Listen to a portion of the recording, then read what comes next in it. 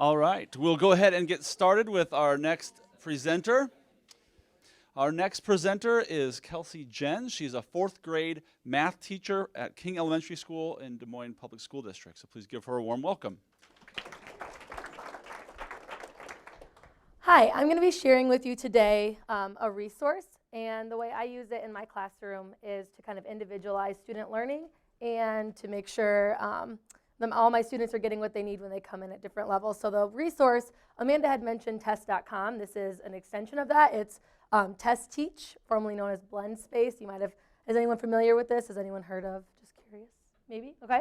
So if you want to follow along, the links are on the Google Drive, but they're also, if you go on to TES.com/lessons and you log in, there's a code. You're going to have time a little later to kind of log in and start creating. So I'll just get started here. So with Des Moines Public Schools, we have students that are within our district, 74% free and reduced lunch. At my school, we're at 95%. ELL students, district percentage is 20%. At my school, we're about 45%, and that actually might be even higher this year. Special ed students right around that range, 15 to 12%. So my purpose of using this resource is students are coming in with challenges both in school and outside of school. And I wanted to know, how can I address the challenges that are in my control? More specifically, students coming to me to learn math, and they're in 4th grade, and they might be ranging from 1st grade to 5th grade levels. So a lot of different levels and experiences in my room. So at King, for the last 4 years, 4th and 5th grade has been departmentalized. So I've only been responsible for teaching math to between 60 and 65 students. I use a blended learning style, use student choice, and use evidence of learning to drive my instruction. So a typical math block in my classroom is 10 minutes of fact fluency, a 25-minute whole group, and then 60 minutes of student choice while I pull small groups, working on the core, working on gap skills, working on fluency, working on remediation, any of those things. They also work off of a math menu that's at their own pace, which I'll show you in a moment. And then our district initiatives is using standards reference grading. We're focusing using the Common Core standards and standards reference grading in a scale. It's using the instructional framework of Robert Marzano. So our scales that drive our instruction look like this. So students, we talk a lot about being at a level 3, which is proficient, being at a level 2, which are those foundational skills, and this is what drives my conversation and my instruction with my students and the data that they give me based on this scale. And this is what I use in my classroom. Actually, this is the first week we're starting. This is menu choices, and so my students are using this to kind of drive what they do to learn at their own pace. So where TES Teach comes into play is right around here. And what I use this resource for, after students do an evidence check, and they get their level 1, level 2, level 3, level 4, so on. They go on TES Teach to do some independent learning and to try some of their own, try some of the questions I provided for them and the lessons I provided for them to improve their status on their skills. And the reason I do this is because when you don't have a class that's at 80% proficiency and you have to move on, my question was, what do I do? And so I'm in a program within our district called Trailblazers, and this was introduced to me through Trailblazers, and I've kind of taken it and run with it. And I've seen a lot of growth in my students. I've seen a lot of fire under them when they know it's their turn to be independent. They want to get on TES Teach. They want to watch the videos. They want to learn at their own pace. And so I've seen kids who maybe day 1 didn't quite have the independent work skills. Now that they have this resource and they know how to use it, they know how to be independent and take charge of their learning. So I'm going to show you just a little video to introduce what TES Teach, formerly known as Blendspace, is, and then we'll kind of I'll show you how I would create a lesson, and you'll get a chance to do that as well. Blendspace is a super easy way to build lessons using a mix of online resources and your own content, and getting started takes less than a minute. All you need to start building rich online lessons is your topic. Let's make a lesson about the periodic table. Simply type your topic into the search box on the right, and Blendspace will find videos, images, and other related content from a whole list of sources, including Google, YouTube, and TES. TES is a marketplace that helps educators discover free and paid teaching resources created by other teachers. Just drag and drop items from the results into your lesson. You can even drag files in right from your computer, or use the Add Text button to type directly into your lesson. The rich formatting options make it easy to explain advanced concepts to your students. Once you've collected some materials, you can give your lesson a title and label the individual tiles. And rearranging things is as easy as dragging them around. You can even add a quiz to your lesson with a single click. Add a question and a few multiple choice answers, and Blendspace will keep track of your students' responses.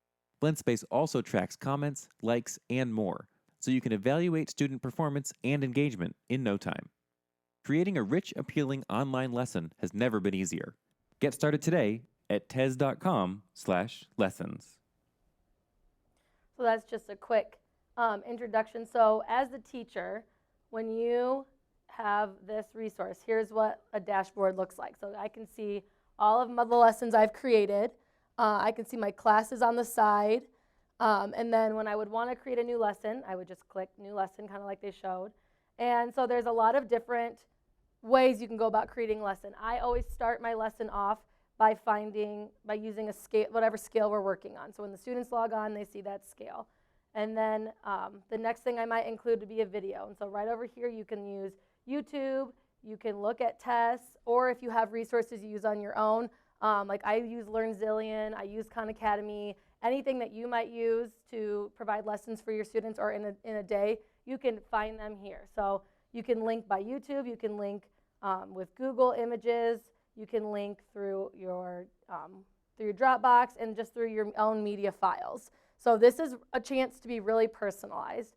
And so one of the things I have set up, and when you do log on and enter the code, you'll have access to these three things.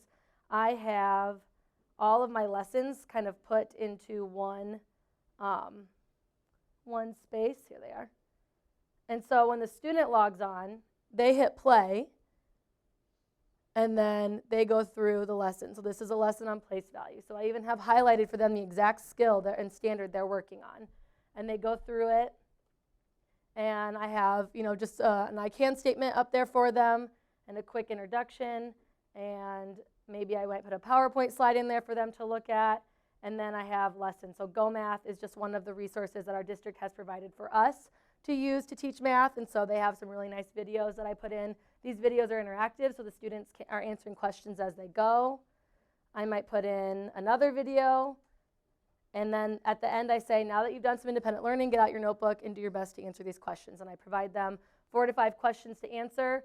Sometimes I'll, on a Wednesday, call over my students who have done this work and we'll talk about it. Sometimes they'll turn it into a basket. I'll check it. We'll give it back for feedback. The routine looks different all the time based on what the students need. So all those lessons that I've created will be there for you to look at. You can also search lessons. So, lessons library. So you can search different things that have already been created for you. If you find something that you like, you can add that in there. Some of them are standards aligned, so when you create your own lessons, you can link the standards to them. So you can search by standards for lessons that have already been created. I know someone asked that question about standards. So that is that's kind of what I wanted to talk about just quickly. The best way that I have found to get started on this is to do your own creating.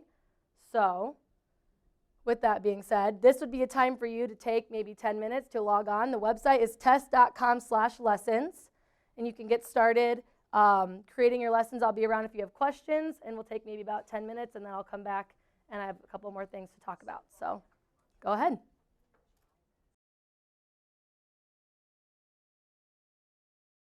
All right, we're going to kind of have you join us back up front here.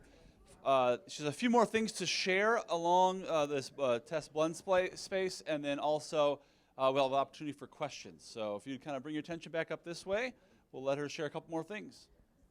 So one of the questions that I know is like, how do students get started? What does this look like for students? So when you would choose to use this with their students, they would sign up as a student. They do not need an email address. They just need a username and a password. And when they get on, I know some of you might have seen this too when you've logged on, there is a blue button that says join class, and that would be where they'd enter the code. So you as the teacher would have to create your class. It's kind of on the right, the name of your class, and that gives you your code. So that's how students get started, and then whatever you have shared for them is what they see. So when I have a lesson,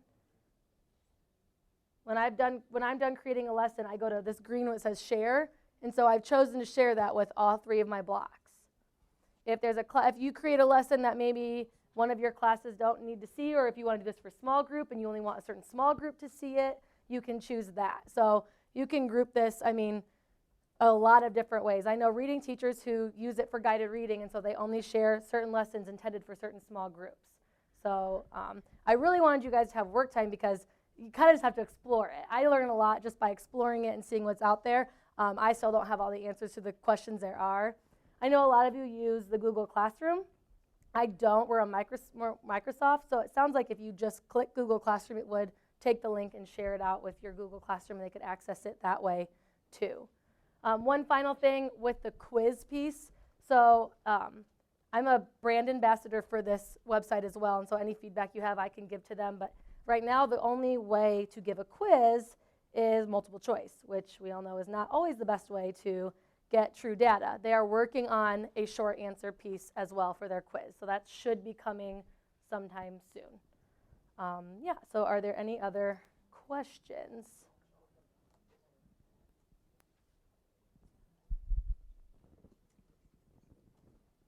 Any additional questions that would be helpful? I know a lot of questions were asked throughout your work time, but anything else for the whole group that might be helpful, or something you're wondering about how that works while we have someone here that's been using it? All right, if not, let's give her a nice round of applause. Thank you.